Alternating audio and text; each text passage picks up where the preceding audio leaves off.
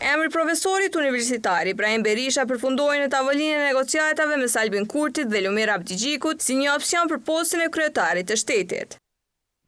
Pas këtij lajmi, profesori universitar e ka bërë të qartë pozicionin e tij. Ai ka thënë se nuk është i interesuar për politikë.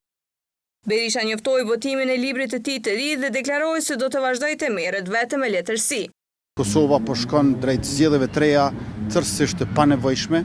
Ndërkohë, në tavolinën e bisedimeve LVV dhe LDK, raportohet se vazhdojnë të qarkullojnë edhe emra si Fatmir Sejdiu, Haki Demolli, Ilaz Ramajli.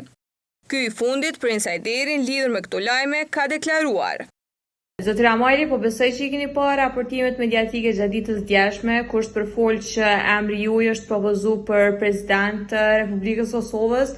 A kanë marrë pëlqimin e juaj që ju me u propozu për një pozitë tillë?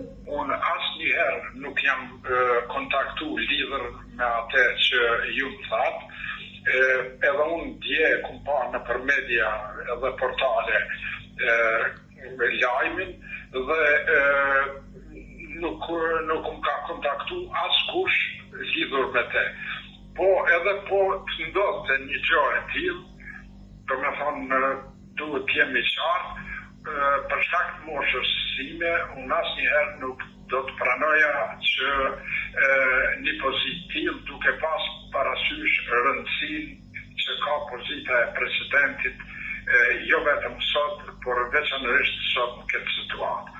Mosha është në pyetje, unë edhe kam ndërprer aktivitetin tem profesional që e kam pas deri tash para 2 vjetë për shkak të moshës, dhe këto që kam dëgju do të thotë për mua janë vetëm lajmet mediave.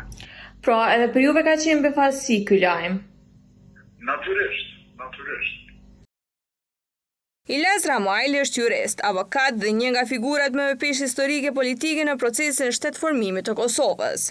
Si nënkryetari dhe drejtuesi i Kuvendit të atëhershëm të Kosovës, Ramajli kryesoi mbledhjen historike të 7 shtatorit 1990 në Kaçanek, ku miratua kushtetuta njohur si kushtetuta e Kaçanikut.